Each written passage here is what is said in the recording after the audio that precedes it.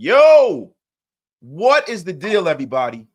What is the deal? Welcome to another Raider Nation Unlimited, a very special Raider Nation Unlimited. Now, this isn't like the old school sitcoms where it's a very special, different strokes.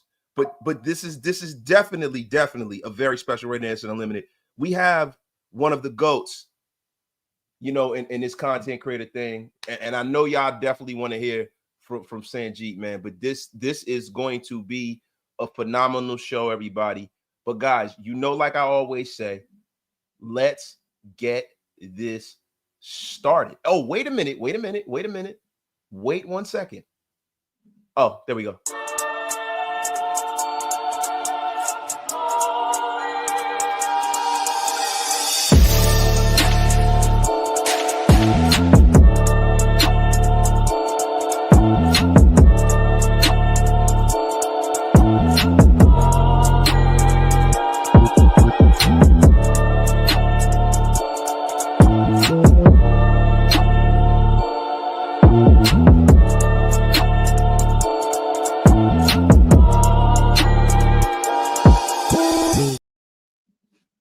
Yes. Oh, yes. Oh, yes. They should have never done it. Welcome, my brother Sanjit. How are you, man? Man, I'm doing really, really, really good today, man. I cannot complain. Beautiful day over here near Sacramento, Yuba City, California. Beautiful day. Excited to be live. Raiders football, man, is right around the corner. So Yes, sir. Yes, could sir. not be more excited about that. Man, I couldn't either, bro. Listen, we've been waiting for this all off season, man. And it's funny, man, because we've been trying to put this together for a while. And like I really it's so many things that I'm curious to hear your opinion on, because this is one of the most productive off seasons that I think I've ever witnessed as a Raider fan, right? And through the years of us going through our trials and tribulations as fans, there have been times where as a fan, you sometimes, even though we're pundits of the Raiders, and we do this in a different manner, we still, it's hard to take your fan hat off, right? And a lot of times, you find yourself buying into things that you probably shouldn't. Your football brain tells you that you shouldn't, right? Right. But this is one of those times where the hype is real. Right. The hype is real, man. I mean, so I just wanted to get into, first and foremost, man, how have you liked the way that Pete Carroll, Spy Tech, Brady, all these guys that are in the know, how they've gone about their business crafting this roster? Yeah, I'm not gonna lie to you, man. On the defensive side, we've been having so many guys released. We're bringing in so many different guys, and I almost feel like is this defense going to struggle this year because a lot of these guys, like Jamal Adams, we brought him in after training camp started. Yeah. You're bringing in Kai Blue Kelly, who's technically supposed to start for us at this point. Yeah. And I don't think he was on our roster when training camp started. Don't quote me on that, but like these are guys that were not necessarily brought in, and then even our defensive tackle position. Apparently Booker's supposed to start for us, and we just traded for him like 2 weeks ago or 3 weeks ago. Yeah. Right. So, I don't know. Like, I like some of what we've done. I love the fact that we have an actual quarterback this year in Geno Smith, where it's a veteran quarterback. He's a really, really good quarterback in my opinion. I think the Seahawks have always kind of underbuilt around Geno Smith, and I feel like this year specifically, the Raiders are trying to build a good roster around Geno, right? And Geno has some good weapons here with the Raiders as well. So, uh, we'll see how things kind of go as we kind of go forward. And I see some of these comments. Some people are saying my volume's a little low. I don't know if you're seeing that. Yeah. No, they are. Yeah, I'm hearing it too. Are you able to hear me clearly or no? No, I can hear you clearly. Your volume is a little.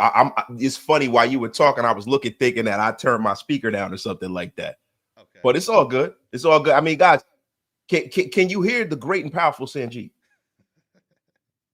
Can you guys let me know how we sound in here, guys? Let me know how we sound in here. But look, if I'm being honest, Sanjit, yep. Listen, I feel you. I feel you. Like I feel like with this team, we've taken a few steps forward, on the offensive side, this is probably one of the most complete offensive units I've seen in the last 5 years, right? Right. But if I'm being honest, just as many strides as we've taken in the offensive side of the ball, we have that many question marks on the defensive side of the ball. Now, when you talk about the defensive side of the football, they're kind of weighing high on potential, right? Like, you guys like Blue Kelly, all these guys, Stokes. None of these guys in that room are super proven, right? And that is the group that worries me the most. So could you give me a little bit of, what to expect from these guys from your perspective?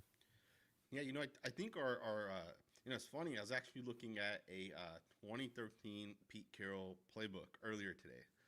Some guy was like, "Hey, if you have some tape you can share with me, I'll send you some playbooks." I was like, "Cool, let me take a look." And I just happened to come across Pete Carroll's defense, and I was looking at some of the rules and stuff like within the secondary, and I've always felt like historically speaking, Pete Carroll has always done a good job on the within the secondary, and when Pete Carroll got over to the Seahawks, a lot of those guys weren't necessarily known, but it was what Pete Carroll was able to kind of do that allowed those guys to have success, and then they become household names, right? You bring in like a fifth round pick, I believe. Richard Sherman was, I believe, a third or fourth round pick as well. So like he wasn't a super high pick. Earl Thomas was not a first round pick, and these guys all ended up having success. And I think for the Raiders, you look at guys like Darian Porter and Kai Blue Kelly, Eric Stokes. The Packers obviously wrote him off, but he was a first round pick for a reason. Something tells me that those guys, those guys being able to kind of play in the Pete Carroll scheme and system is going to allow them to have success. Yeah. Hey, Sanjit, I don't know what's going on. You're cooking. I ain't want to stop you. I can hear you. They can't hear you that well. They said this is the first silent live. Get the F up out of here, guys.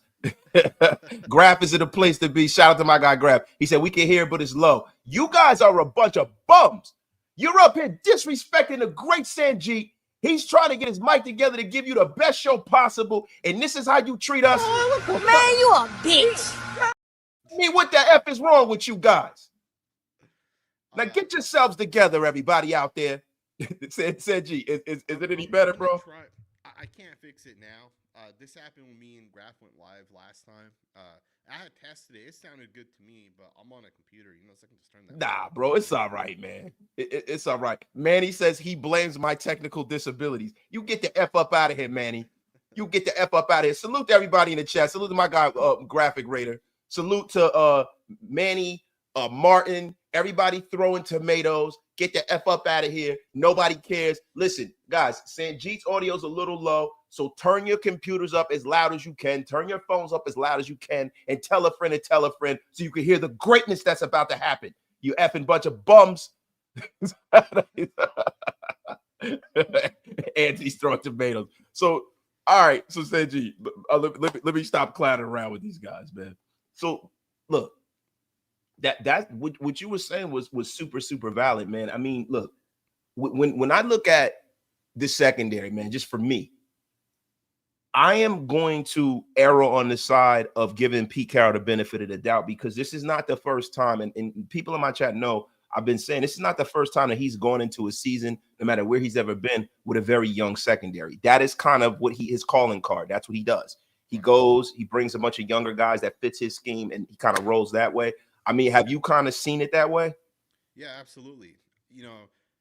We don't know how good Darian Porter will end up being, right? We don't know. He could be the next, Rich Sherman, or he could just end up busting out. But this is something that Pete Carroll's done in the past, right? Where he gets guys, and let me make another point. Cornerbacks, in my personal opinion, is the one position where a defensive coordinator can get a guy that's a seventh round pick and just make him a good corner. We've seen Bill Belichick do this. We've seen Brian Flores do this with the Vikings, right, where he just kind of brings in a bunch of different guys and they just end up having success. It might not be corners, but like Brian Flores does it with like defensive linemen, for example. We've seen Robert Saleh do this with linebackers, right? He just produces the best linebackers. Pete Carroll has had success with secondary guys, so I'm not worried about the Raiders secondary. Plus, the cover three shell that the Raiders are going to run, it is easier than a lot of different type of defenses. So because it's easier, it's a little bit simpler. I think guys are going to be able to have success in the scheme system. I'm not worried about the secondary. right? I'm not worried about it at all.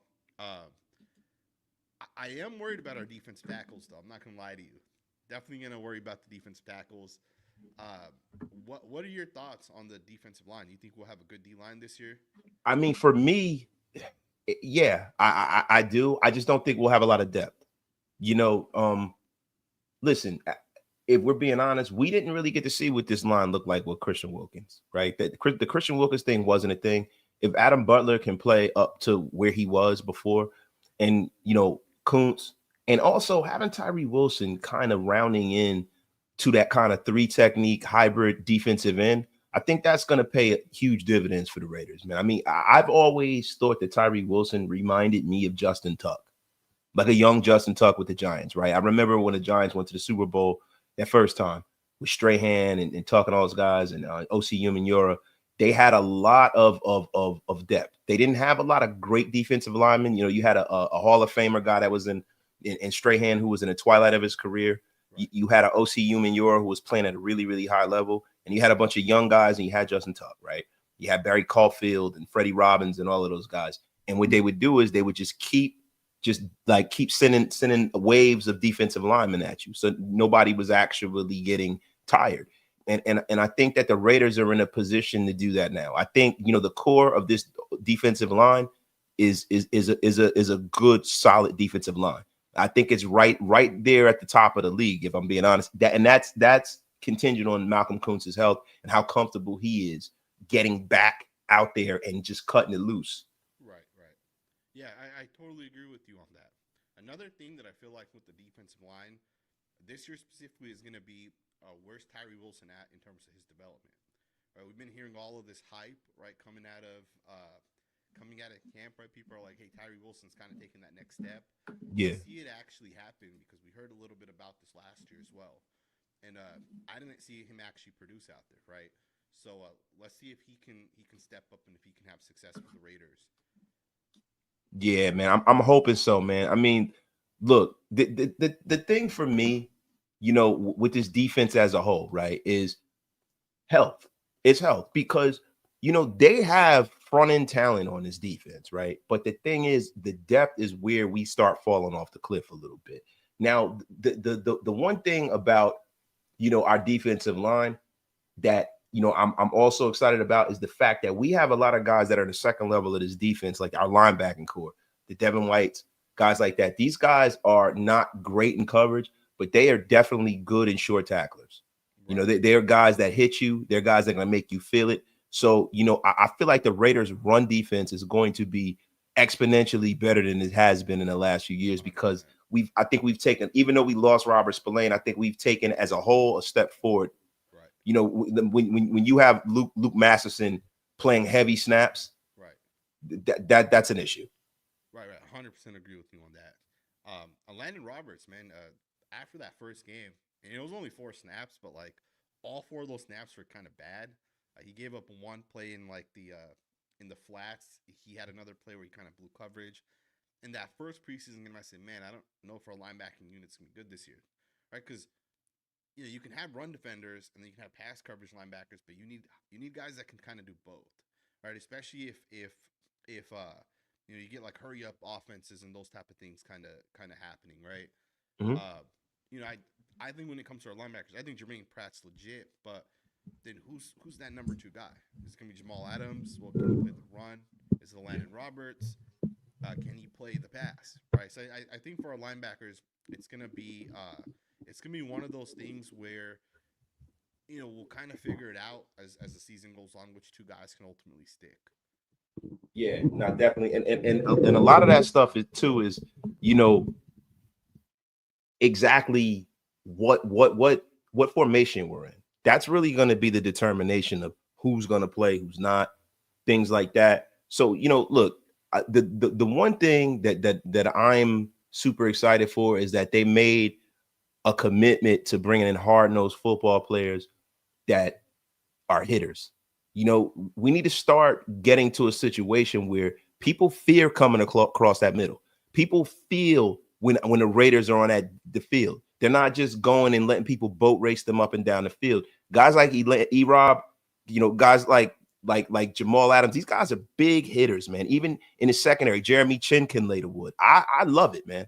I love what I'm seeing. I think that this defense is going to surprise people, but it's contingent on a lot of these young guys like Isaiah Palmau stepping up, Right. Tommy Eichenberg stepping up. You know, it's very, very, very potential driven based off of how these guys do. Now, I wanted to get into something real quick. Like, you know, the offense much improved. We haven't really touched on it yet. You know what I mean? Because you know, it goes without saying. We were in the bottom of the league in rushing. We went out and got Ashton Genty, right? You know, we got the pick of the litter at running back.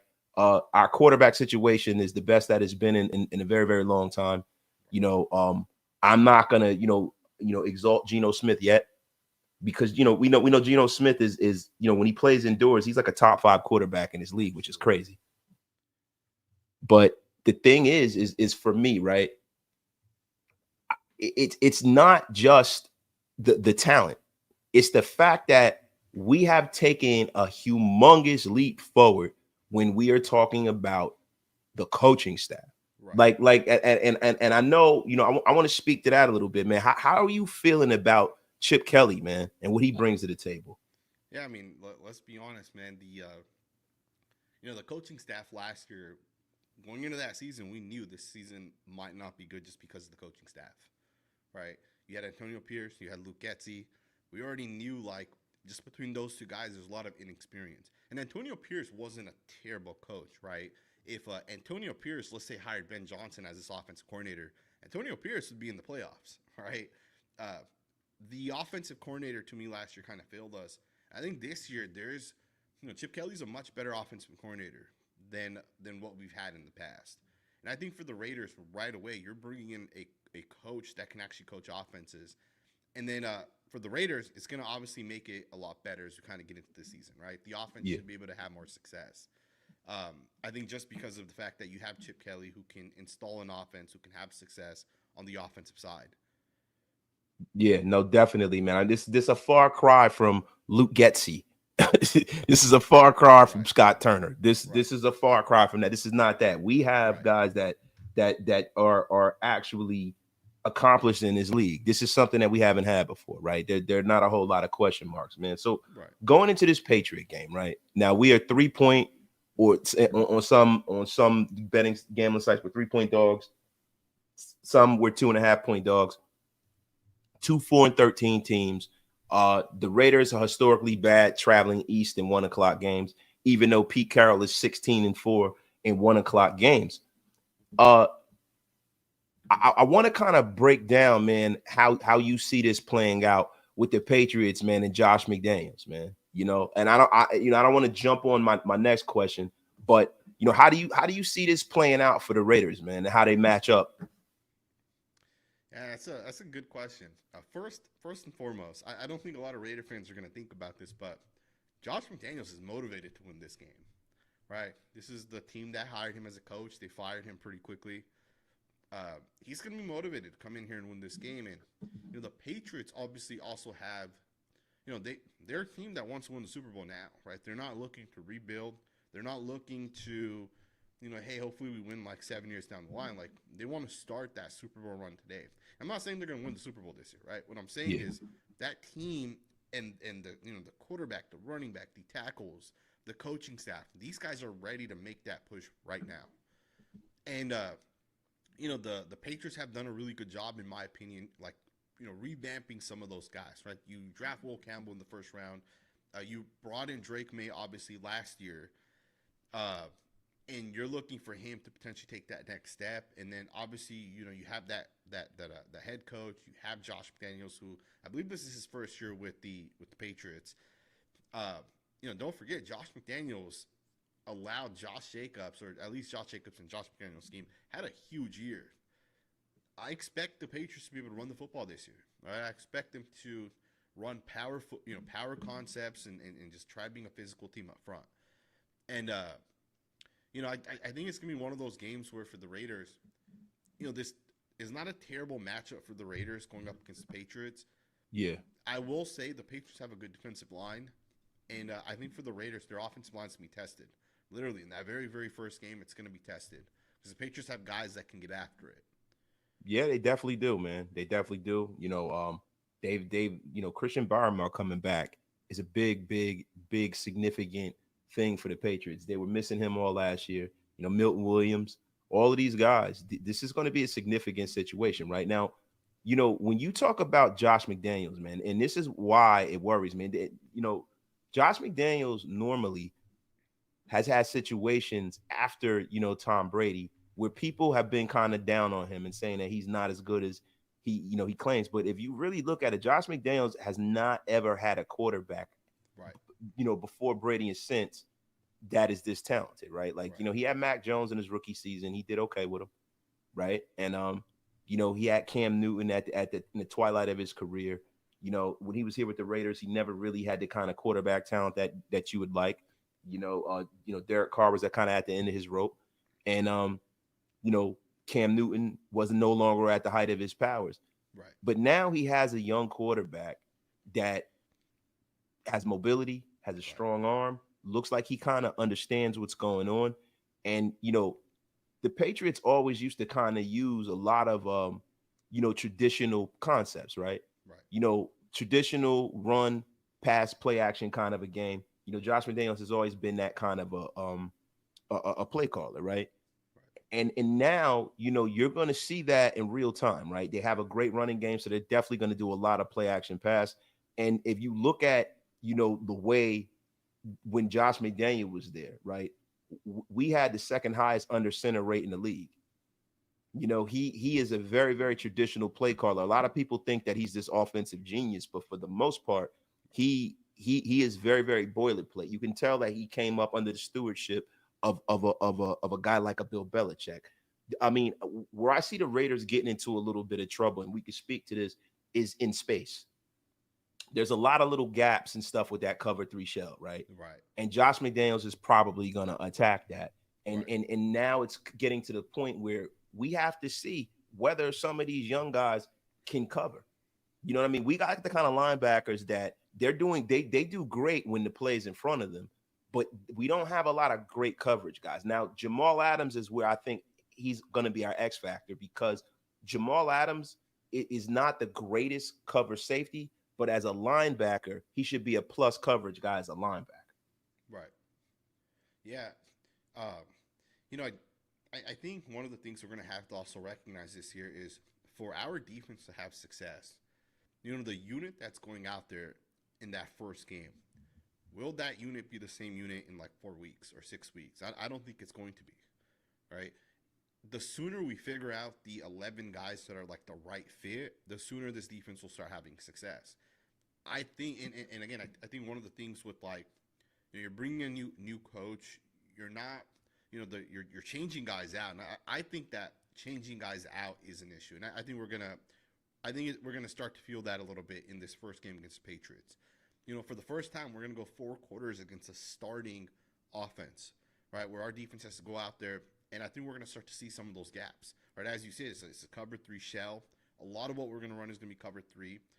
Josh McDaniels knows how to beat cover 3. Most coaches do, right? It's a basic defense. But with that also being stated, when you have a cover 3 shell, and if Drake May just misses one guy, right? Let's say you have a wide receiver, Stephon Diggs running across the middle of the field, and if you just miss him high, that's an interception for the Raiders. Mm-hmm. Because we're going to have guys just kind of sitting there, right? They're going to be in coverage, they're going to be waiting for those overthrows, they're going to be waiting for bad passes. And I think for the Raiders this year, it's going to really come down to the defensive side. How much pressure are we getting? Are we able to, if quarterback looks left, are we able to kind of take that away, maybe confuse him? It's a cover 3 shell, you turn it into a cover 2. Are you able to do things to cause turnovers, force turnovers? Yeah. The 11 guys you have out there, like, how soon do we know who the 2 best linebackers are for the Raiders? Because I actually think Jamal Adams is our best linebacker, and he might not be the best like traditional linebacker, but like in terms of like that Swiss Army knife type of play, right? A guy that could blitz, a guy that could, as he gets into the backfield, punch the ball out potentially, right? The guy that's going to make those smart plays. I think Jamal Adams that guy. So if let's say he only plays 10 snaps against the Patriots, that's bad to me, right? I think the more Jamal Adams plays, the more, even on the inside with our D tackles, I'm not sold on Thomas Booker. I know some fans really like what they kind of saw out of Booker. I'm not sold on him, but I'm sure you saw the depth chart where he's kind of listed as a starting defensive tackle. Yeah. I don't like that, man, and I say that because, he there were plays like where he gets out of his run fit. One play that comes to mind is there was a play where the 49ers running back, it was a rookie running back, he got hurt on the play, but it was like a 20-yard run in the preseason game. And the play that he ended up being able to kind of get 20 yards on, he got hurt, but it was Thomas Booker that ended up getting reached. And I also feel like as a pass rusher, he doesn't show me a ton right now, right? And we're relying on this guy to start. We're relying on this guy to beat guys like Garrett Bradbury and Mike Nwanu. Mike Nwanu was an all-pro guard, right? The Patriots have a phenomenal center guard combo. And we're relying on Thomas Booker to get pressure. And, I don't know, it's just concerning to me, right? I want to see what the Raiders defense can kind of do out there. Can they take advantage of maybe some bad things by their quarterback? We're going to find out, right? A couple more days, we're going to find out. Yeah, we definitely are. I mean, look, the thing for me when we start talking about, our defensive tackle depth, I don't think that this is something that is written in stone. This is something that's fluid. We don't necessarily if Thomas Booker is not playing well, he will be sitting on a bench, bro. Right. This is not a guy that you offered a humongous contract to. This is not a guy that's owed anything. This is not a long tenured guy that you're a lot of times you get kind of handcuffed to having to play certain players based off of their pay structure and what you gave up. Like you almost have to make that move work. I know a lot of people don't think that that's a part of the National Football League, Right. but contracts and draft status and the politics of football, they always remain supreme a lot of the times because you can low key, cost yourself a job by drafting a guy in the first round and having a guy in the fifth round outplay him. So it's almost like you kind of try to make fetch happen in a sense, right? So, with Booker, this is a guy that you got off of the scrap heap. You got him for a trade. This is not a guy that you're handcuffed to. So if he does not hold up and he's not doing his job, the Raiders have a lot of young talent. They got guys they've drafted and invested in. They have other guys that have been here and that have some tenure here, and I think they would just make the move. I'm not so much worried about them. I'm really not. And that's even with all of the strides that the Patriots have made with their offensive line. Now these guys have upgraded their line in a real way. And I know you want to talk about the trenches. Like, what do you think about them bringing in Moses, Bradbury, Will Campbell, all of these guys, man? I mean, Will Campbell, and I just want to say this real quick. Will Campbell is a guy that I think that he is going to be the pick of the litter as it pertains to this draft class. A lot of people were talking about, some of these other guys that had a little bit more of a ceiling, but Will Campbell, day in and day out, is going to be a starter for the next 10 to 12 years for them. Yeah, I agree with you on Will Campbell. Now, I don't 100% agree that it's going to be at left tackle. I watched his preseason tape. There are plays where, like, he was getting outreached, but I do think he's a phenomenal football player, right? And I think as a guard, I think Will Campbell is an all-pro guard, right? He's a lot nastier than I had thought. The guy was super physical out there. Jared Wilson, their starting left guard, I don't think he's a rookie, right? He might be like a second-year player. Yeah, he is. But we gotta get pressure through. We gotta get Max Crosby to be able to beat up on Will Campbell. Morgan Moses, he's a veteran. I think he's pretty solid. Like, he's not like an all-pro or anything like that, but he's still a pretty solid football player, right? The guy's been in the league for years. We got to get Max Crosby to beat up on these guys, right? I think a lot of how much success we're going to have is going to rely upon the pressure we can get and how good Max Crosby is out there. A point you just made, right, which regarding Booker is if the guy's struggling, the Raiders will replace him. And I agree with that. Something tells me, though, when the playoff seeding kind of comes around, this Patriots game is going to go so damn far. Like, we're week 16, 17, we're going to be talking about this game. So if we lose this game and it's because, hey, they didn't make that Booker adjustment, or, hey, they went with Kai Blue Kelly instead of Darian Porter, or whatever it is, if we lose this game because of some of those things that they weren't able to kind of figure out over the course of training camp, week 16, 17, we're gonna say, damn, that game sucks, man. If we had won just that one extra game, Yeah. we're in the playoffs. Yeah, this game is I think every game for the Raiders this year is crucial because of the division that we're in, Right. right? And look, this is the National Football League. Every week is important, but for the Raiders to kind of climb out of the basement of the National Football League and try to really contend for a playoff spot, these are the kind of wins that when you look at the schedule, they got to have this one. Right. They have to have this win, man, Right. because listen, the Patriots are also trying to do the exact same thing that we're trying to do. Right. Really quickly, man, let me read some of these supers and get back to the chat. My guy, CGR, gifting 5 Raider Nation Unlimited memberships to the masses. Everybody who got a membership, say thank you to the great and powerful CGR. CGR, turn your mic volume up, Sanjit. Raiders, get the F out of here. You don't tell Sanjit to do anything, CGR. You want to get your wrench taken or something? And Darth Vader, we know already, damn it. Sanjit is fine. He's cooking now. You guys can hear it. And you guys, I'm sick of What's the tutorial this since you know what the fuck you doing? it. Do you guys want to host the show or not? The F is wrong with you guys. Wasted talent army. You guys get the F up out of here with your crap. But I'm messing around these guys. Sanjit, don't worry about it, man. We good to go. We cooking with gas here. Now, look. Now we kind of talked about the matchup a little bit. I want to get from you, man, exactly, what the keys to victory are on this offensive line, man. And I want to get back to a few other things with the offensive side of the football. But what are your keys to victory, man? We gotta be able to run the football. Absolutely have to run the football. If I think Geno Smith's a good quarterback, a really, really good quarterback. I'm not 100% sold on our wide receivers. Like, if we get one dimensional, right? Like, let's say we struggle to run the football, the offensive line's unable to open up big lanes. And if we get one dimensional, we could struggle, right? I don't think, like, Amari Cooper's not in his prime. I like the pickup, but he's not in his prime anymore, right? We have to realize that, when Christian Gonzalez gets into Amari Cooper and presses him, Cooper's not going to be able to separate the way he used to, 8 years ago.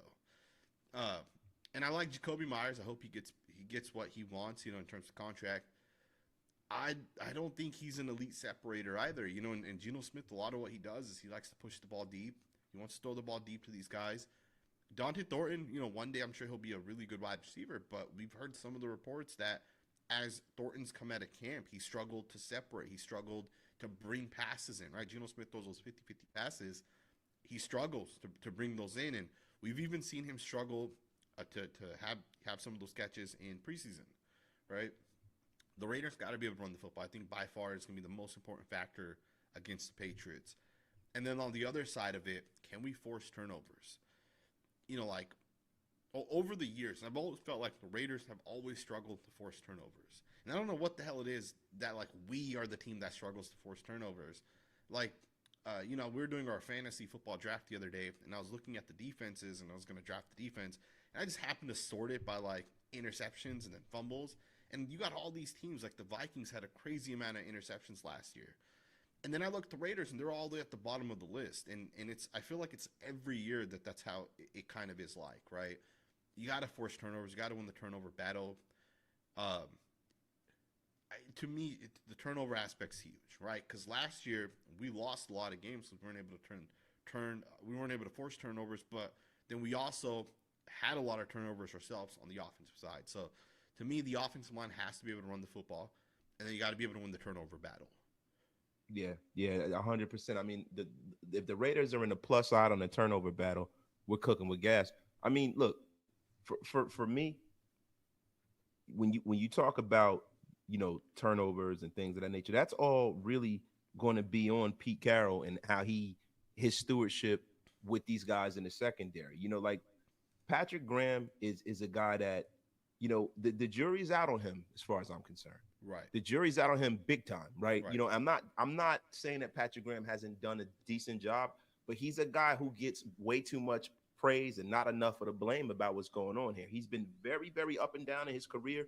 I hope that Pete Carroll's presence can kind of fill in the gaps so where the middle of the field isn't open all the time and we can start kind of generating more pressure, which can lead to more, turnovers. And I think Malcolm Kuntz coming back and playing at a high level can definitely be one of those things that can drum up turnovers, a couple strip sacks, pressures, bad throws, things like that. Yeah, I agree with you 100% on that. I like Patrick Graham. I really do like him. And maybe it's that the Raiders on the defensive side haven't put the investments in. Right? Maybe that's the issue with why Patrick hasn't had more success. Because really, he had that like 9 game stretch where Antonio Pierce kind of took over. And Yeah. outside of that, like he hasn't done a whole lot for the Raiders. I think this is actually Patrick Graham's last year with the Raiders. I think Pete Carroll, we're already running more of Pete Carroll's scheme, and I know Patrick Graham will still call the plays this year. But I almost think Pete Carroll kind of looks at this year like, hey, we're going to put the cover 3 defense in. Patrick Graham can call the plays. But next year, I almost feel like Pete Carroll's going to want to bring in his own defensive coordinator that can maybe run things the way he wants to. I don't think Patrick Graham's going to be here after this year. Right? I think he's going to be gone. Either which way, whether he becomes a head coach or whether he doesn't, either which way, I think this is grand opening, grand closing on the Patrick Graham era here. I 100% agree with you. Now, I kind of want to examine, where you feel like the Raiders are, going into the season, right? Because there are a lot of people that look at the Raiders, it kind of worries me when we start getting way too much praise in the media. You got a lot of people that are praising the Raiders. You got a lot of people that think that the Raiders are, headed in a direction where they're going to go to the playoffs just because Pete Carroll, right? Right. But us knowing this team and knowing this roster, man, where do you think the Raiders stand as far as the hierarchy of the National Football League? God, that's so hard to say, Just on a surface level, just roster, because I know we haven't played a snap yet. Right. The Raiders are a lot better this year than they were last year, but every team's gotten better. Every team has draft picks. Every team has free agents that they bring in. Like no team, for the most part, gets worse going into like the following year. So although I love the fact that the Raiders have said, hey, we want to go out there and bring in the best running back in the country. We want to go out there and potentially bring in some safeties or corners, right? Like I think Jeremy Chinn's going to have an incredible year for the Raiders this year. I do too. I really do, and we haven't really seen him, right? Like the Raiders didn't play him all that much in the preseason. But I think he's going to be really, really good for the Raiders this year. So, although we've gotten better, I don't know if we're I don't know if we're a top 12 team at this point. If I have to rank where are the Raiders, it's like somewhere probably between like 14 to 20, somewhere in between there. And that's not a bad thing, right? If you're the 14th best team, a win here or there, and you're in the playoffs. Yep. Right. Yep. And at the end of the day, once you get into the playoffs, anything can happen. We've seen that happen with the Giants twice. They barely make the playoffs, and they just go on to win the Super Bowl. Yeah. No, listen, it's all about how healthy you are at the end of the season and the matchup and who catches fire when. That's what it's all about. You have to be in it to win it, man. And I know those old sayings ring true, right? You have to be in it to win it. You definitely do. Now, look, I really, have been there. There are a few things that have been on my mind. One thing, and I know we're kind of circling back, we're kind of all over the place, but I'm going to get this thing rolling in the right direction. The Jacoby Myers deal. Do you feel like the Jacoby Myers situation is a situation that's going to weigh on this team and weigh on the psyche of the team? He came out today and spoke about why he's here, why he didn't hold out. Right. He didn't want to let his teammates down, and I think that's commendable.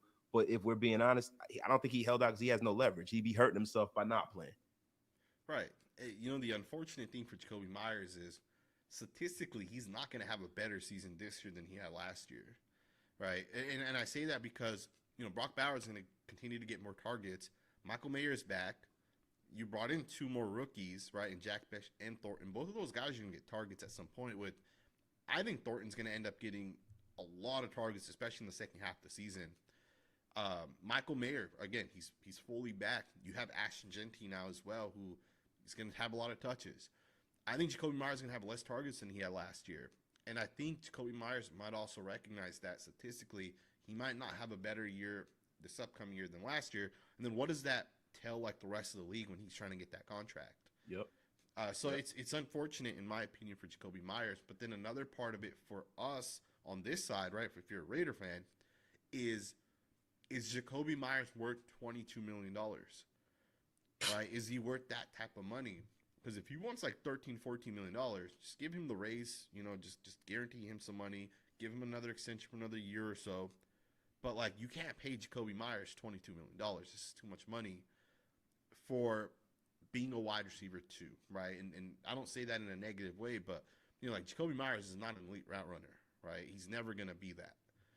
And I just think it's one of those things with even Geno Smith. Geno Smith wants to take those 50-50 shots downfield, right? Geno Smith, DK Metcalf, those two guys worked out really well because Metcalf can run deep.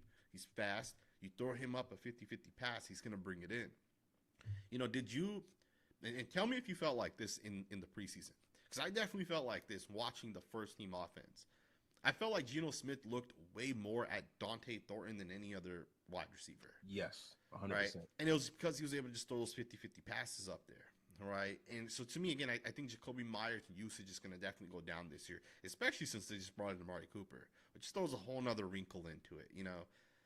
But I will say this, I'm glad that Jacoby Myers isn't going to just like sit out and hold out, and he's not turning this into a big ass deal.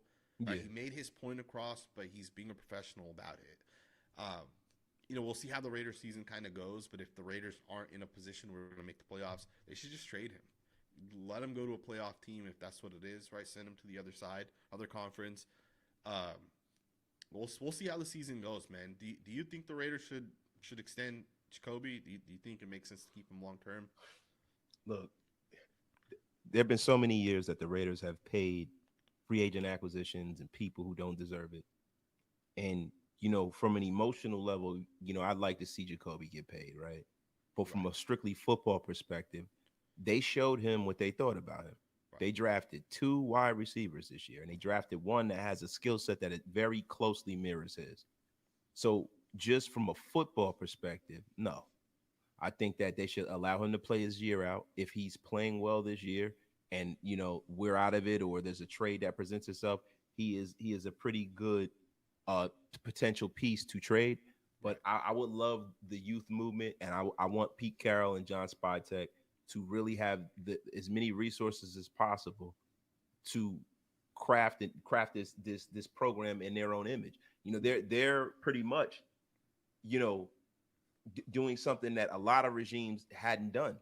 They came in here and they assessed the situation instead of just running everybody out of here like Gruden did. You know, Right, hey, he's not my guy. I got to get right, rid of right, this right, guy. I never drafted him. right, Hey, Sanjit, man. Hey, I know I got Khalil Mack, right? But I never drafted this guy. I got to get him out of here, man. right, You know, right, you know, right, like with all of that nonsense, right? right. That's not what happened. They came in here, they assessed the situation. They're like, okay, this guy's good. This guy doesn't fit, and they went that way. I think Jacoby Myers is a guy that is from the last regime. It's a guy that they paid, and he's a guy that really probably would pay dividends them moving on around the trade deadline. Yeah, That's one of the I reasons agree. why I I really think firmly believe they brought in Amari Cooper. right, and they drafted Jack Bash. Now, don't overlook this, man. They had the 38th overall pick. They could have taken Luther Burden, right, who went Yeah, pick and I love 39. Luther Burden. I was when that pick happened, I was screaming, man, take Luther Burden right now. Take this guy, right?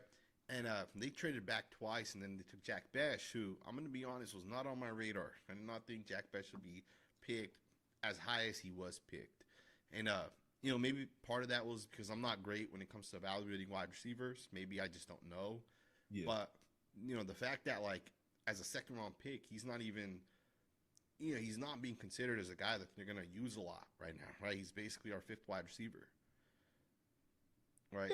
I mean, I don't view it from that prism. I think, Jack Besh is a guy who does a lot of things that some of the other guys in this group don't do. The guy that he most closely aligns with is Jacoby, right? Right. He's a guy who can block. He goes over the middle. He's almost like a tight end. I think Jack Besh is going to do a lot better than a lot of people think, and I understand why the Raiders picked him. Right. Great hands, great route runner, strong. Goes over the middle, and I think that wide receiver room is probably going to be outfitted with youth primarily next year. You know, Trey Tucker's another deep threat. He's going to get a lot of touches from Geno if he holds on to the ball. And really quickly, Sanjit, listen, guys, really quickly, I'm looking at the chat. I'm not putting it up. Shout out to the over 500 of you guys in the room, right? But apparently there's something that we can't address during the live. So shut the F up and listen to the damn podcast. And if you don't like it, you can get the F up out of here with your crap. Shut your lame ass up. Get the F out of here.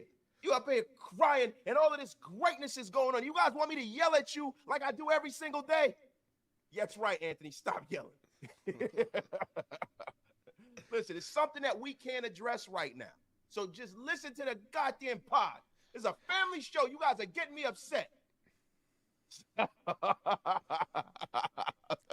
keep seeing the occasional comments. Hey, the audio's not great. It's like every other like 10 comments, you know. Yeah, it's like, man, they'll be all right, man. You guys will be all right. Get the F up out of here with your crap. Desert Raider. About to get blocked, Desert Raider. Unceremoniously.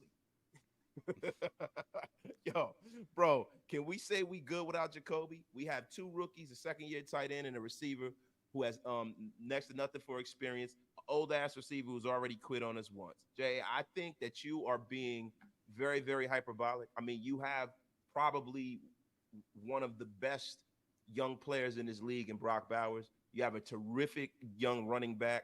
You have a terrific quarterback under center and the offensive line. And I want to transition to that.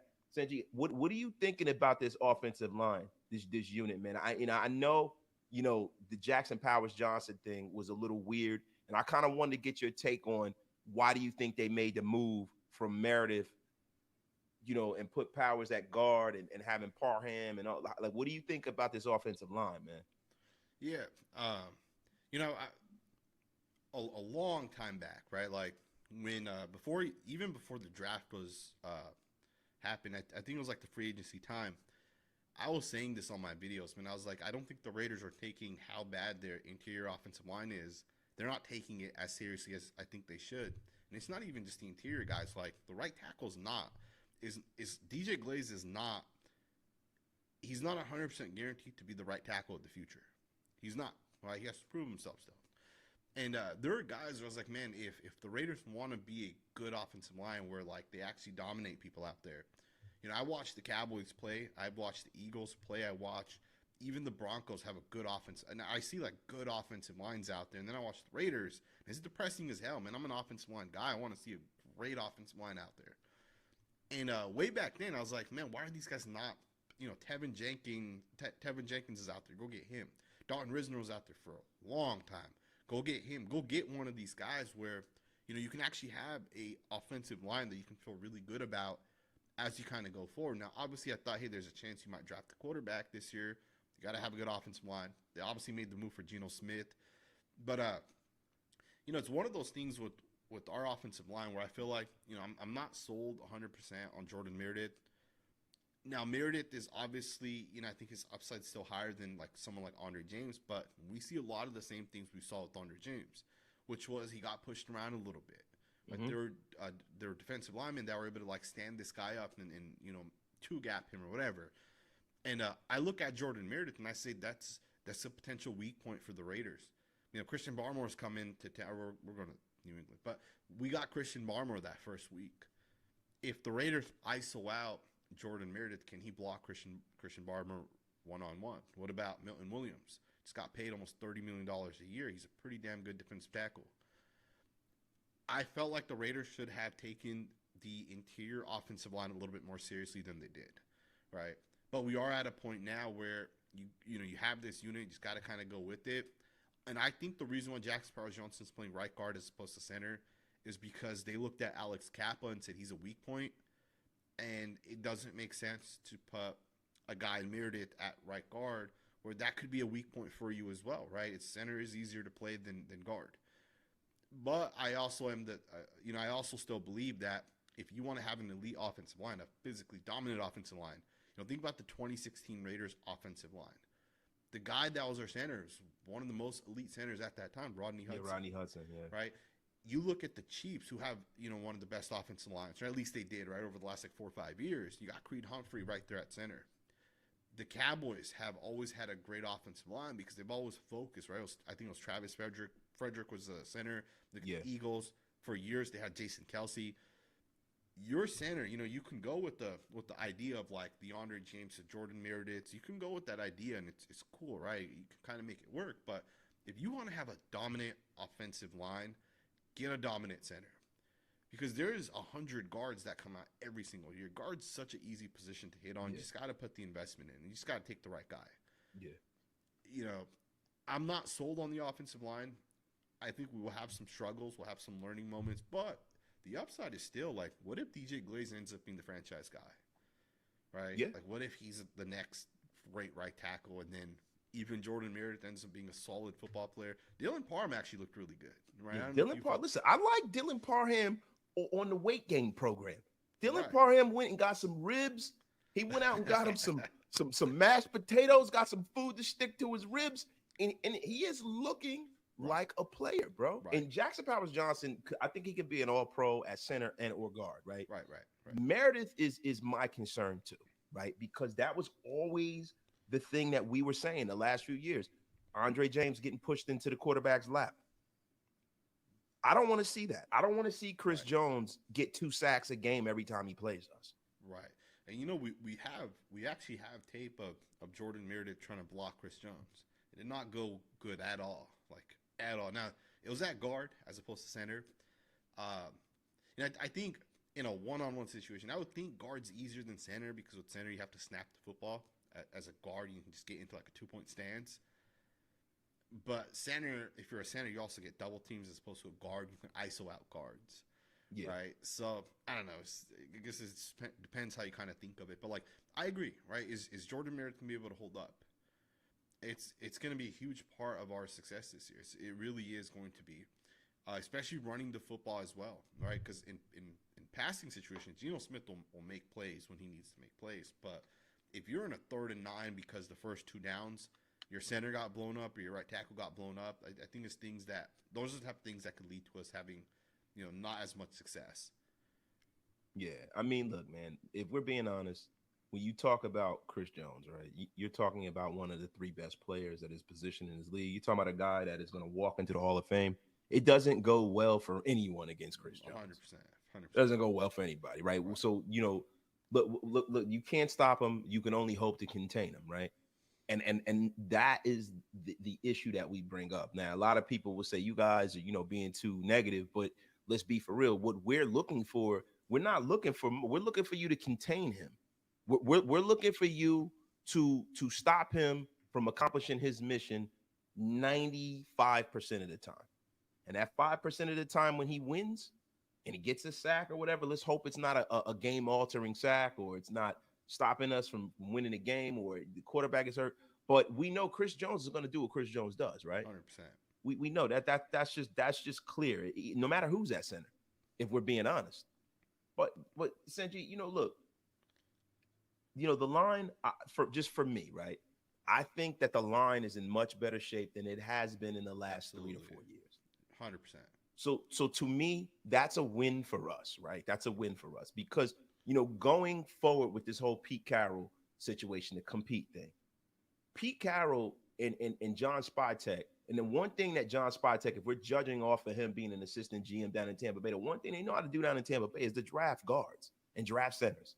So I think we're going to be all right going forward. I just want to get through this season, get this team on a winning trajectory. I don't want Geno Smith to be in a worse off situation than he was in Seattle. And if we're being honest, he's in a much better situation, man. You had Stone Forsythe starting in Seattle certain times, right? And no disrespect to Stone Forsythe, but all disrespect as far as how well he's played, right? So I think Geno Smith missing Abraham Lucas and all them guys, I think Geno Smith is in a much better situation. And the good thing about Geno Smith, as opposed to an Aiden O'Connell or Jimmy Garoppolo or Derek Carr, Geno Smith will get out there and he will run. He will get out of the way. He's not there to be hit. So I think this offensive line will pay dividends. Now, I heard you touch on the running game, man. How do you like this running back room? Yeah, I hate being negative, and I hate doing it, but I like Ashton Genty, right? He's a rookie running back. He'll have some struggles, right? But he'll develop. He'll be good to go. Week 3, he'll be solid. I don't like our backups, man. I'm, Zamir White is Zamir White. Now, if you took Zamir White and you let him play with, you go put him on the Eagles, Zamir White will have success. He'll get 5-6 yards every run, right? Because the Eagles' offensive line, it's an elite offensive line. But Zamir White with the Raiders' offensive line, that's not elite, right? Like, we're probably the 18th ranked offensive line. Zamir White behind that line is not going to have the success that I think he could have behind an elite offensive line, right? Now, what I'm saying is, when you have Josh Jacobs and you have Ashton Genty behind the 18th ranked offensive line, these guys will make people miss, and these guys will have success regardless of the unit up there, assuming it's not the worst unit in the NFL, obviously. And I think Raheem Mostert at this point, he's not breaking tackles, man. I don't think I've seen Mostert break a tackle on any of his runs. And I say that because he's also not in his prime anymore, right? So Mostert's not what he was 5 years ago. I don't like our number 2 and our number 3 running backs. Now, I was excited for Sincere McCormick, but he's gone now, Yeah, so, happy trail, Sincere McCormick. He is a 49er now. We never knew ye. I'm just not sold. And again, Ashton Genty's our main running back, so it doesn't really matter. But I'm not sold on the second and third guys, right? And is Dylan Labe going to even really play running back for us this year? He's more of a special teams guy for us, I think. I think he's a guy we can add a wrinkle, out there, and they can line him out wide. He's that Swiss Army knife kind of a running back, like Danny Woodhead and guys like that, right? But look, I got to push back with the Zamir White thing, right? Because I tend to feel that you have certain players that no matter what situation you put them in, they're going to find a way to be successful. That's the reason why they are star players. And then you have players like Zamir White, who has a lot of physical ability, size, strength, speed, all that stuff, right? And I think there was a somewhere along the line where the way he was coached last year played a humongous role in his production, because if we harken back to the season previous to that, Zamir White was emerging as a guy who was a somebody. Now, he did most of his damage in like 2 or 3 games, but that was him being a starter, right? In the scenario that he's in now, being a change of pace guy, kind of that thunder to the lightning of Ashton Genty, I think this scheme, this coaching staff, and this role suits Zamir White very, very well. Yeah. So, what's interesting about what you just said is, last year we switched to a heavy zone scheme. And I think the year before was still technically Josh McDaniels, right? That was the year he was fired. Yeah. So we were like a heavy power team. So Zamir having success in the McDaniel scheme versus not as much in the Getsy scheme, I think makes sense. Another interesting thing that I actually noticed, and if you guys watched my my film breakdown that I did, I think it was after the Niners preseason game, Zamir White had, I think Ashton Genty took like the first 2 or 3 runs, and then Zamir White got the next 2 or 3 runs, and it was with the first team unit. But those were all power runs that they designed for him. And he actually had success on some of those runs, right? Like some of them I think popped for like 4, 5, 6 yards. Yeah. So I think as long as the Raiders make sure they know what they have with Zamir, again, if it's blocked right, he's strong. We see him running people over. He can have success, definitely. I just think that for the Raiders, you got to look, and we're not going to do it in one draft class. I think it's unrealistic to say, like, you take Ashton Genty in the first round and then you take another running back in the second round. I think that's unrealistic to say, but the Seahawks took Kenneth Walker in the third round and then Zach Charbonnet the year after in the second round. So I hope next year the Raiders get not only just your first running back's explosive, but your second running back has to be a playmaker. And I hope we address that in the upcoming draft. Yeah, I mean, listen, it'd be nice if we can look like the Miami Hurricanes circa 2001, right? Right. It'd be nice to have a little Frank Gore, Willis McGahee kind of stuff going on here, right? But, look, I mean, for me, right, in this division, this is a division where we are in a division where we have a master class of coaches, right? We are, to me, for my money and my estimation, the best division in this league. 100%. A lot of people talk about, with the Packers and the Bears, the Central and the NFC, they talk about the NFC East. I'm going to be honest with you. The AFC West is like the Hunger Games. Right. It is, it is a beast. Right. And I think that the Raiders are going to have to be able to play multiple styles to win. I think that over the years, the last few years, the Raiders have not had the personnel on the offensive side of the football to be successful playing a different style of football. There are times where you have to go into a cold weather place and be able to pin your ears back and just run the ball. Right? Like I'll give you an example: the Eagles, NFC Championship game in Philly, snow, can't see any of the hash marks, messy game. They were able to transition and just get down in a power set and run Saquon Barkley down everyone's throat. Right. Previous to that, they were able to light it up and throw the ball with Devontae Smith and AJ Brown. Right. It's you have to be able to switch gears, and you have to have the personnel that can be versatile enough to exist within that construct.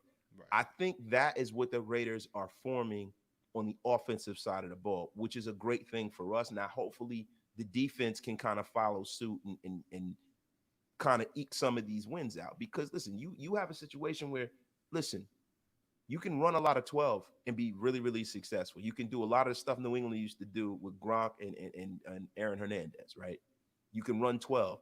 You can spread it out, and you can get like almost like a spread offense, and you can light it up. You got a lot of speed. The speed is one thing that's been missing from this wide receiver core. Now you got it in Dante Thornton. Now you have it in Trey Tucker. You got guys that can actually take the top off of the defense, right? So I'm and this is just me being the most optimistic I can be. If our offensive line, and it is looking at this offensive line, having a Colton Miller, right, that is healthy, ready to rock and roll, new contract, 29, 30 years old, still has something left in the tank. A much improved Dylan Parham going into the prime of his career, right? No longer an inexperienced guy, kind of a run-of-the-mill everyday starter at guard. Jackson Powers Johnson with the highest talent level of anybody on this offensive line. DJ Glaze, he's looking like, a guy that brings his lunch pail and is going to give you consistency at the right tackle spot. And us having, kind of that one little piece there in Jordan Meredith, where on a week in and week out basis, it's not like you're going to go against Chris Jones every week. Right. So on a week in and week out basis, I think we will get some positive dividends from Jordan Meredith playing against, kind of people that are closer to his level. So, I see the Raiders really making some strides. And when you think about, why they would make big strides, there's a lot of people that are trying to kind of put water out on it. It makes sense. You've gotten better in the run game exponentially with Ashton Genty. You got better under quarterback. You got better at every level of the coaching staff. So at those three pillars of the team, to me, that should result in at least another 4 to 5 wins. Yeah, I 100% agree with you. 100% agree. Sanjit, really quickly, let me get to a couple of these supers, man. My guy, UA Mel, Sanjit, in your opinion, would have been wiser to select, now this guy wants to die on his hill, Armin Mimbu in the first round and take Trayvon in the second when he was available? Who knows CK's system? That's a tough question. Last year I really, really, really wanted Olu Fashanu, and the Jets took him like a couple picks before we took him. This year I wanted Armin Membao, and the Jets took him again. The Jets and Saints have done this back-to-back, take offensive tackles, and I think those two offensive lines are going to be really good this year. The Seahawks did this a couple years ago, too, where they took Charles Cross in the first and then Abraham Lucas in the third. Yeah. I like the idea of having your long-term offensive tackles before anything else. I think the reason why the Raiders did not do this is because they probably felt Trayvon Henderson would not be available in the second round. Yeah.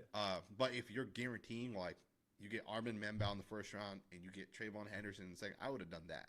Right? Oh, not that I think God, not that offensive line, get the F out of here, Sanjit. Not that I think Henderson's better than Ashton Genty. I think Ashton Genty's the better running back. But I just think that you gotta have that future. You gotta have the future franchise tackle, right? And to me, Membao is the best one coming out this year. So I would have definitely taken him if it was up to me. But I would have taken Olu Fashanu last year. I like Olu Fashanu, but you know what the thing is, man? If you're telling me I got Brock Bowers, I don't know about that. I was the guy. And that's the other part of it, right? Is you get Brock Bowers instead, which I don't hate that at all, right? And then even this, you have Ashton Genty, and he might even be a top 2 or 3 running back. So I don't hate that we went the route we went, but again, I'm a trench guy, so I will always. I've been saying this since even before we drafted Alex Leatherwood. I was so high on Christian Darrisaw. I was like, man, you got to draft this guy if he's there. Me too. Right, and even Rashawn Slater, but I didn't think any of those guys would have been there. And Christian Darrisaw was there, and we took freaking Alex Leatherwood. Right now, he's the one guy I said, don't take Alex Leatherwood. He's the shittiest prospect coming out this class, man. And every year there's always good offensive tackles, and the Raiders, because we suck every year, we always have opportunities to get these guys, and we never do it for whatever reason. Right, so hopefully soon. But I do think Charles Grant's going to be the one. I think he's going to be an elite offensive tackle. I do too. I like Charles Grant. He kind of reminds me of DeBrickashaw Ferguson. Like his frame, he doesn't play. His game isn't the same, but he's one of those guys that can add some weight. And I think once he adds that weight with his bend and his athleticism, he is going to be a significant player for this team, man. I agree. His movement, man, is just crazy. The movement he has, absolutely crazy. He has to add weight, though, for sure. Him and Caleb Rogers, another guy that just needs some more reps at guard. He's a guy who played tackle in college. He projects to be a guard. I saw him pull in college, man, on like a jet sweep, and dude, he is a frightening player, bro. He can move, man. Right. I like Caleb Rogers. A lot of people are down on him. Because of the preseason, he didn't really, kind of distinguish himself as a guy that was in the mix for start. But he's a rookie, right? You got to let him develop. I love the fact that the Raiders are kind of hedging their bet so that, say, for instance, next year, maybe not the first round, but if they go second round, third round offensive linemen, they are crafting a very elite unit by just addressing it every single year. I think most organizations kind of get a sight blindness once they get a couple of guys where you have to constantly address the quarterback room and the offensive line constantly. Right, 100%. Well, you can't pay all your offensive linemen either. Right? You look at the Cowboys, a great example of this. You draft Tyler Smith, who's I think the best guard in the NFL. You pay him, and he's the highest paid guard. 2 years before that, they paid their right tackle, Terrence Steele, who was pretty solid. And now then they draft their center who came out of Kansas last year. I forget the guy's name. He's legit. You're going to have to pay him. They drafted left tackle last year. You're going to have to pay him down the line. You can't pay every single one of these offensive linemen, right?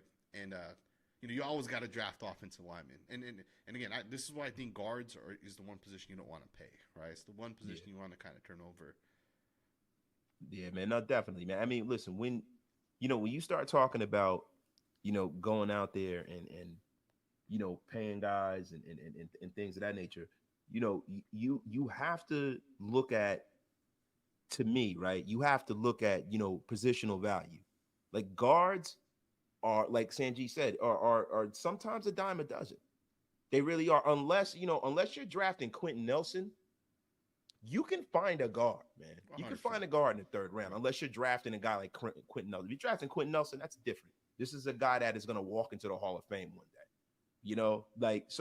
This is not what we're dealing with. And, look, the thing with the whole Armin Mimbu thing, and I want to put a pin in this, a lot of guys are saying, well, he didn't look good in preseason. Look, this is preseason we're talking about here.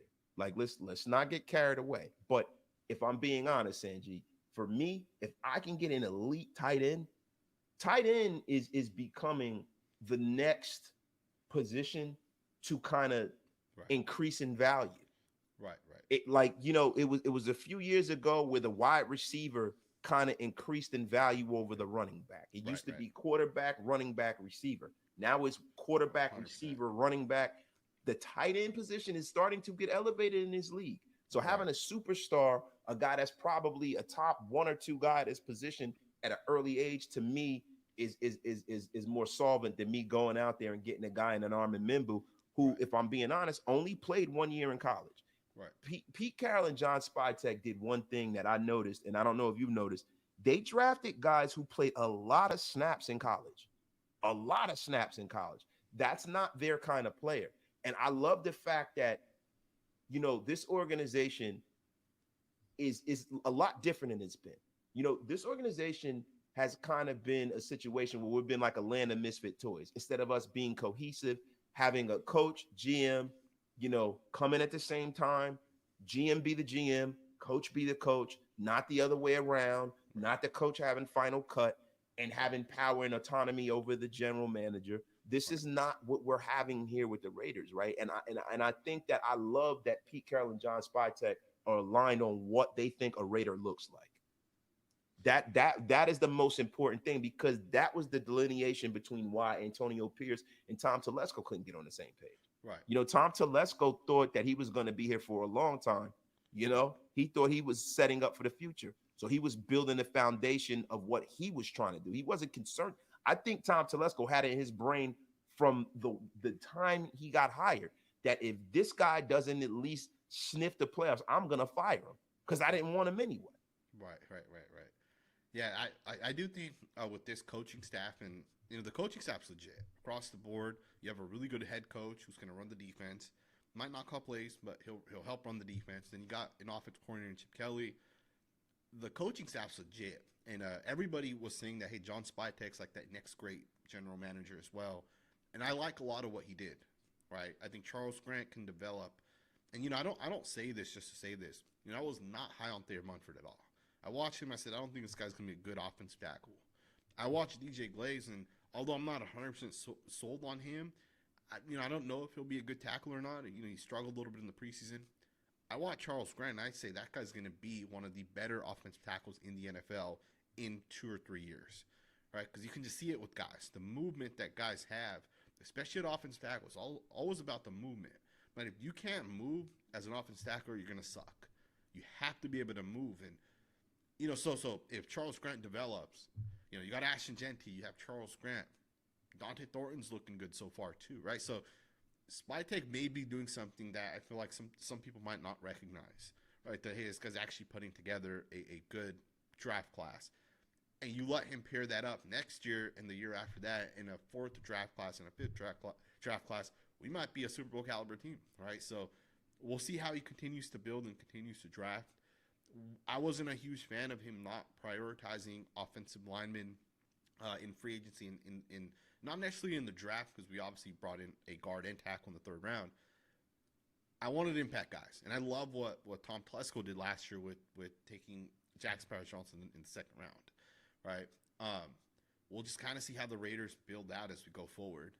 I'm definitely excited for this season. I do think the Raiders are a lot better this year. We're in a much better position than we were last year. I want to see it actually out there on the field against a real team for 4 quarters. Me too, man. So how do you think the Raiders, as currently constituted, wins this game? Right? Like if we're being honest, right? Who do you think has the more talented roster, the Raiders or the Patriots? It's a hard question. I think both rosters are actually really talented. Don't sleep on the Patriots, man. Christian Barmore, I think, is one of the better D tackles. Now, he wasn't healthy, so I think people kind of overlook the fact that he's not as good as he is.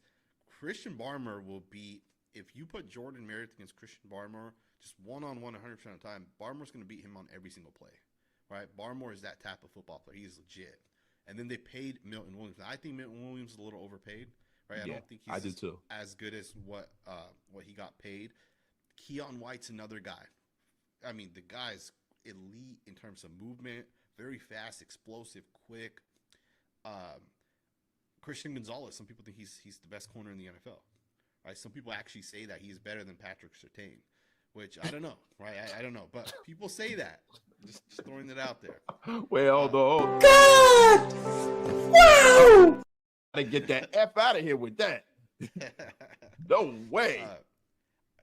I think the Raiders might be a little bit better, right? Just a little bit, but don't sleep on the Patriots. I think they're a good football team. So what are your keys to us winning the game? Ball control, protecting the football. 100%. I mean, you got to run the football, man. You got to have success because the play action pass is going to be huge, right? Geno Smith wants to push the ball downfield. I don't think people recognize this. Last year, Geno Smith struggled because they said, hey, we want Geno Smith to throw the ball into the middle of the field, right? Like we want him to throw a 7-yard sticks concept or some sort of spacing where he's running an offense that the coordinator's designing, and Geno just needs to execute that offense. Geno had the most success in previous years because they pushed the ball downfield. They were willing to do, like Pete Carroll opened things up for Geno, and that's Geno's strength. And to have success throwing the ball deep, you got to be able to run the football, right? If you can't run the football, they're gonna just keep two safeties deep. You can't throw the ball deep if you have two safeties deep. So again, you got to be able to run the football. I think it's gonna be the difference in the Raiders winning or losing. Like, I really do think that's gonna be the one key factor. Yeah, man. I mean, look, if I'm being honest, I think when you start talking about this Patriot defense has a lot of holes in it. This Patriot defense has a lot of holes in it. I know Mike Vrabel is out there trying to craft a coherent defense. He's a defensive guy, but I think that the Raiders, from a skill position standpoint, I think Brock Bowers, Michael Mayer, Jacoby Myers, all of these guys are going to be a load for the Patriot defense to deal with, man. I really do. I think that the Raiders got to get out there early and often and really attack this Patriot defense, man. I mean, look, the Patriots were 4-13 for a reason last year, right? We were 4-13 for a reason. I just think that one of the things that the Raiders definitely have this year, having an Ashton Genty, is a guy that his contact balance is excellent, right? So he's a guy that doesn't go down off of the first hit normally, right? And I think that bodes well for a Raider offense that's going to be able to kind of stay out there and extend drives in the proper down and distance situations, like those 3rd and 3 situations. Genty is normally a guy who converts those, right? And I think that the Raiders got to make sure they don't get behind the sticks to win this game. They got to make sure that they go through their first 15 scripted plays, Right. try to get touchdowns and not field goals. And what we're looking for from our defense is just, listen, man, hold us under 14 points. Hold that offense. I mean, that offense it's going to be hard for them to do that, but hold them under not 14 but 19 points. Right. We can get our field goals out of Carlson, right? We can get 9 points from Carlson, right? We can get a couple of touchdowns out of Geno, I think, if you keep him upright. I think this game is really, really about initially really controlling and setting the tone and getting ahead in the first half and kind of like maintaining it in the second half, man. I really, really believe that the Raiders are a little better equipped on the offensive side of the football than the Patriots are. Yeah. You talk about the Patriots defense having holes. They have some holes. They released, I don't know why they're doing this, but they released Jabril Peppers, who was starting for them or was supposed to start for them. Kyle Duggar is going to apparently be traded, so I think they have 2 rookies starting at safety. Or if they're not rookies, they're young players, first-year, second-year guys. And I don't even know if Christian Gonzalez is playing. I think I've seen some comments that Christian Gonzalez might actually be out this game. No, So he hasn't. Christian Gonzalez hasn't practiced since early July. Okay. So I don't see him just coming Right. out here and just playing, Right. So if that is the case, again, some people think he's better than Patrick Stain. I'm not saying that. No, I don't see. All right. But if that is true, I think that definitely benefits the Raiders. I think the Patriots' defensive line is going to be really good this year. I really do think that. Even Harold Landry, I don't remember exactly what draft though. I think he came out in the 2018 NFL draft, but I really liked him. I wanted the Raiders to draft him when he came out. He's a solid pass rusher. You got Harold Landry, Christian Barmore, Milton Williams, Keon White. You can argue that defensive line is a really good unit. They got Robert Spillane. Remember, there was a time when the Raiders tried signing Christian Ellis. I remember that when the Raiders signed him and then the Patriots matched it or whatever. Yeah. Christian Ellis is a good linebacker, man. And Mike Vrabel, he's the type of coach that can get the best out of linebackers. So don't sleep on the Patriots like front seven, although their secondary is weak. I agree 100%.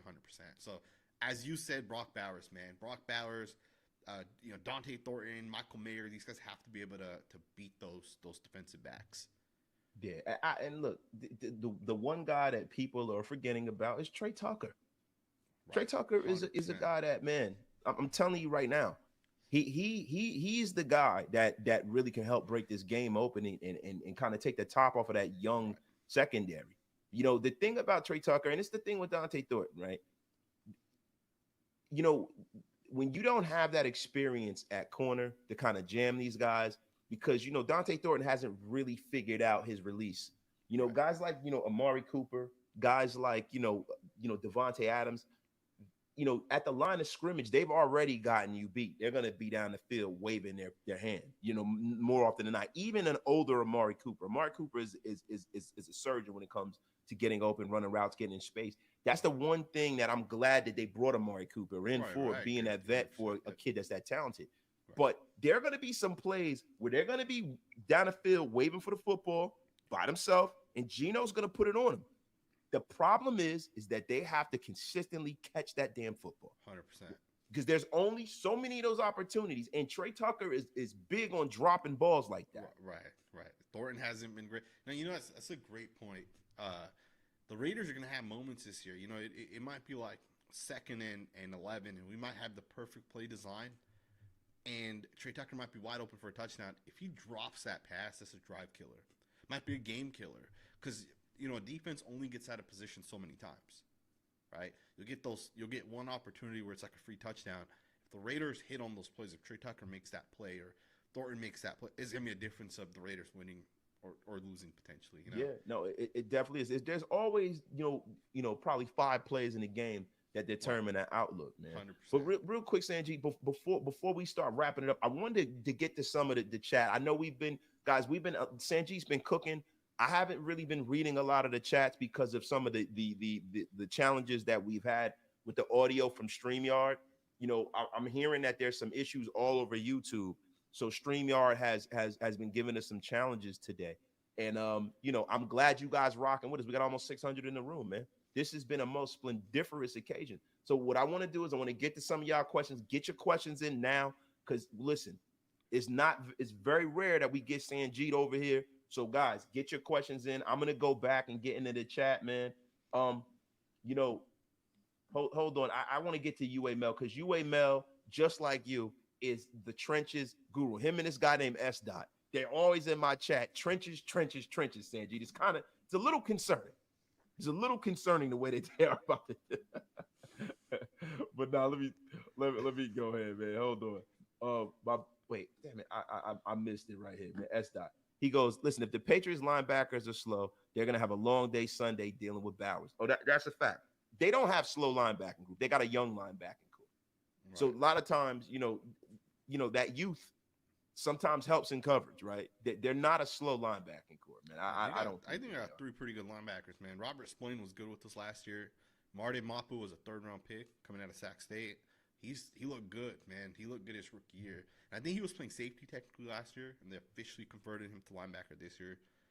And then they got Christian Ellis. I think has a lot of upside. I think their linebackers are good, man. Yeah.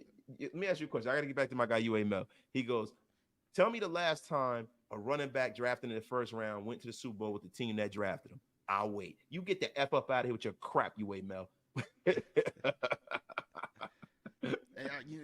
just on the Ashton Jeanty thing, at the end of the day, if Ashton Jeanty is like the next Saquon Barkley, which is what a lot of people are saying, to me, you can find a tackle next year. There's going to be another 2 or 3 good tackles that come out. And don't overlook the fact that I think they got their guy of the future in Charles Grant. I really do think. I know in this first year he's like in that developmental phase, but next year I really do think Charles Grant's going to end up becoming the franchise at the right tackle position. Right? Unless DJ Glaze is the guy, I think Charles Grant takes over. And Colt Miller still has 5 years left, right? He's 29 years old. Yeah. Offensive tackles get better as they age. So I think getting Ashton Jeanty, there's no mistake with it if he's the next Saquon Barkley. Yeah, look, if he's the next Saquon Barkley, I think, the difference between, the Raiders, and I think why it made sense to take Jeanty, right, is that by the Raiders going out and bringing in Geno Smith, you already have a veteran that does not have to develop, right? So what normally happens in these situations is there's a quarterback that is a young quarterback that either which way, whether the indictment is still out on the quarterback or not. Quarterbacks is one of the most, when you start talking about the evaluation of paying them, these are guys who get paid for doing the least out of anybody in sports. You have guys like Trevor Lawrence, who has been horrendous, right? And he's getting paid at the top half of the league. So you get paid for your potential and not what you actually put on tape. Right. And I think what's been happening in the National Football League is that running backs normally project very, very well. If you have a guy that it's a superstar running back in college and you take that swing on him and you bring him in, for the most part, 8 out of 10 times, that guy is going to come in and he's going to produce, right? And then you have a situation where you'll have a quarterback handcuffed to that might got a draft the year before, the year after. And then it gets to a point where you're thinking about, hey, man, I got to pay this quarterback. Right. So whether he got there before or after, I have to leave. This is what happened with Daniel Jones. I'm going to pay my mid quarterback. I'm going to die on that hill. Instead of saying, hey, let me move on from this mid quarterback and bring another quarterback in and reset the timeline. With the Raiders, it's a little different because we have a quarterback that is looking like is going to be here for the foreseeable future. That is a vet that understands the game. He's gotten paid already. I don't think he's going to push a line and try to get paid like Patrick Mahomes or Josh Allen. So you're going to be able to pay Brock Bowers and Ashton Genty and have them be the featured guys on this roster as far as from a pay perspective. Yeah, I totally agree with you on that. 100% agree with you. You know, I think for the Raiders, bringing in Geno Smith was the smartest thing to do because you're not paying him as like what Trevor Lawrence is getting. I'm pretty sure Lawrence is the highest paid, if not one of the top 2 or 3 highest paid quarterbacks. Yeah. Geno Smith's getting like 37, 38 million a year. So you're getting, like there's not a big difference between Geno Smith and Trevor Lawrence. Now, maybe Lawrence ends up becoming really, really, really good this year, but like what we saw last year, they're basically the same quarterback, right? In terms of like production. I know they're not like the same in terms of like characteristics, but like in terms of production, you're getting the same out of Geno and Lawrence, but that difference of $20 million is huge, right? Because you're bringing in, whatever player it might end up being, right? I like the idea of just kind of sticking with veterans, right? Sean McVay made it work. I think the worst thing you can do is overpay Drake May, right? Or I'm sorry, Daniel Jones. It's the worst thing in football you can do is overpaying one of these guys. When a guy's a rookie, the team carries him. But when he's the guy that's the highest paid player, he's expected to carry the team. And you see the difference in some of these quarterbacks. Yeah, there's only been a few guys, right, that are looking like they can carry a team, right? And it's just Patrick Mahomes and then everyone else, right? Right. And Lamar Jackson is looking to be that kind of guy, right? Right. But the rest of these guys, Josh Allen, Lamar Jackson, even Joe Burrow, we don't know what it looks like with Joe Burrow not having a myriad of talent around him. Right. We know Joe Burrow carries the team from, the offensive line isn't great, but this guy has, Right. the best receiver in the league, pretty much, right? It's crazy because the Bengals went to the Super Bowl when Burrow, Chase, and Higgins were all on rookie contracts. And I don't know if like the Bengals general manager just wants to sell tickets or like the owner just wants to sell tickets, but there's no way you're going to make those 3 guys. They're basically getting what $150 million between those 3 guys. Yeah, their team's struggling. Their defense is ass. The Eagles' second string offensive line ran over the Bengals' starting defensive line in that first preseason game.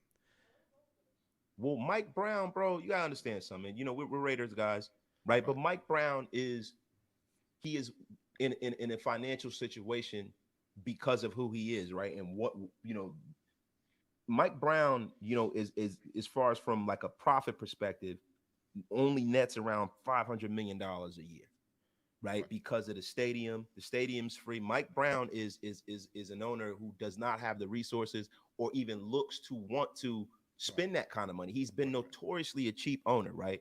And from a financial standpoint, the Bengals are in trouble. So they're never gonna have a situation where they're gonna turn away putting butts in the seat. There's this little dirty secret in sports where you have some owners that are trying to win, and you have other owners who are concerned about their EBITDA. No, 100%. That this is what they're concerned about money, bro. Right. The winning. Listen, if we can, put that shiny little object in front of you to make you think that we're trying to win, and you come in every day, that's more so what they're concerned about as opposed to actually winning a Super Bowl. And I think that's where the Bengals are. the Raiders aren't in that situation. Even if the Raiders in a year or two were to draft a young quarterback, you can kick that can down the hill another 4 years after that. Right. So I think Genty was a great decision because you are going to be able to pay Genty. You're going to be able to pay Brock. And then when Max comes back around the dance floor, Max is going to probably, especially if the team's winning, Max wants to win. Max gotten paid already. You know what I'm saying? Malcolm Kuntz is a guy that'll never, ever, reach the heights of a Myles Garrett. He's never going to reach the heights of a Parsons when it comes from a contractual standpoint, because we all know that when you're drafted high, there's this kind of rarefied air that you stay in from a contract standpoint that guys that are drafted like Malcolm Kuntz don't normally get to. Guys like Nick Bosa, these guys get paid and it continuously get paid. We can look at like Jadeveon Clowney. This is a guy who always gets paid no matter how good he is or how bad he is because of where he was drafted.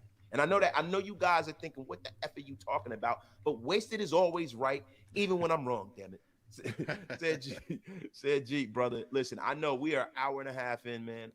Listen, man. I am very, very appreciative of you coming and gracing us with your presence, bro, and adding value to the channel, brother. I thank you. I appreciate you, bro. We got to do more of this throughout the season, man.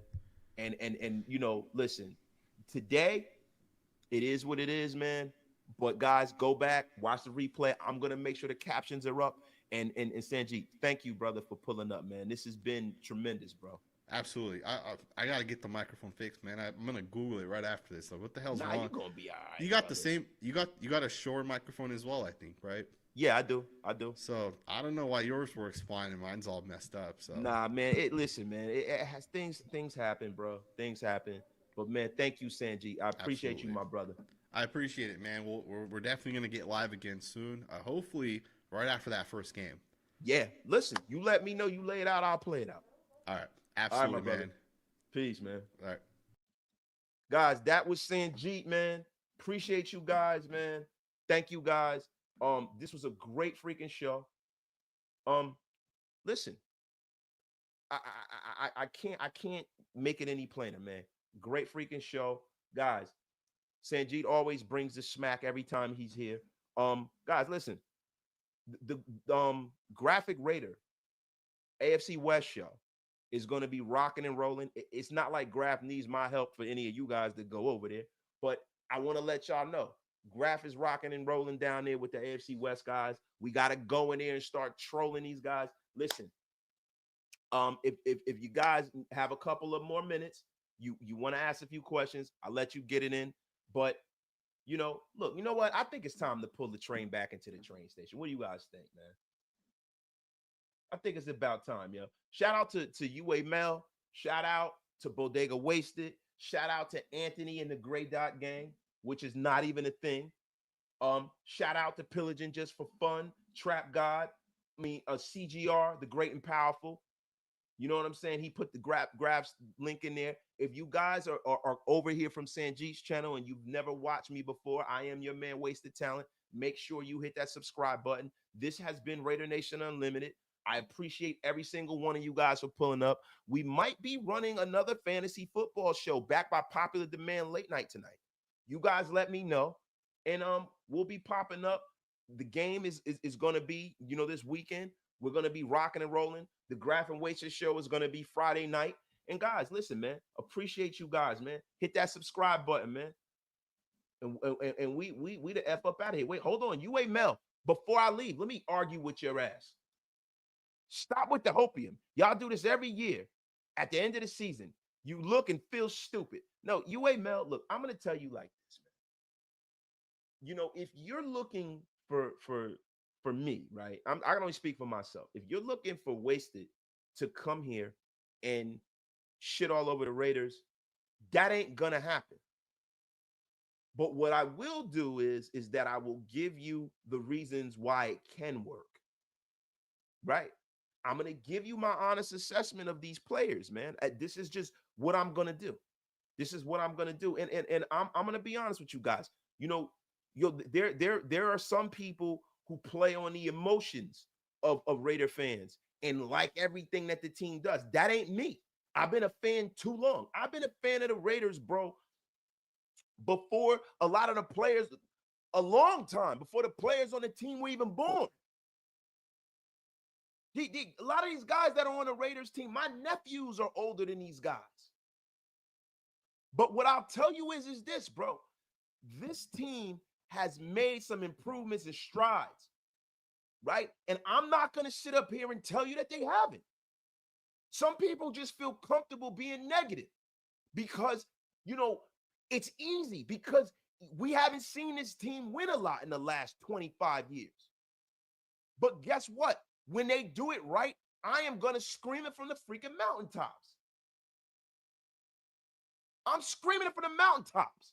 I'm not going to sit up here and be negative. I'm going to be positive. I'm going to tell you why it works. And if you want me to be negative, then this ain't the place for you. You can get the F up out of here. I'm not going to sit up here glazed doing it. I'm not effing doing it, man. And if that's what you want me to do, Man, you a bitch. damn right. That is not what's going to happen over here. You be hopeful, damn it. You buy in. You get the F up out of here with that crap. I'm sorry, I was about to end the show. Now you got me fired up. Sanjit has gone. This is the end of the Wasted Talent show. Faded Penguin 420. Sanjit was here. Hit the rewind on the show. Now it's wasted right now, yelling at the chat.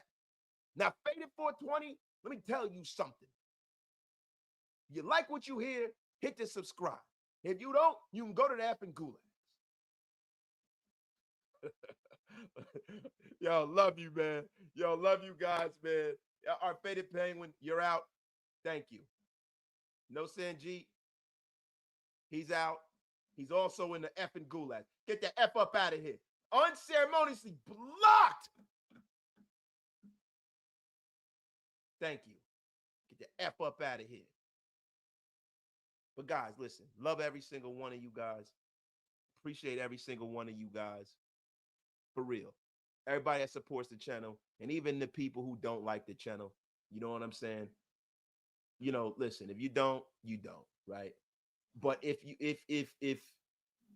you're here and you don't like what you hear, Shut your lame ass up. yeah, man. The F up out of here. This is greatness happening over here. Love you guys. You guys have a terrific night. We are going to be back rocking and rolling. I might do a late night show on some fantasy football stuff. We're going to go over some of you guys' fantasy rosters. And you guys have a terrific, great, and powerful night. We'll be back at you guys tomorrow, man. Peace.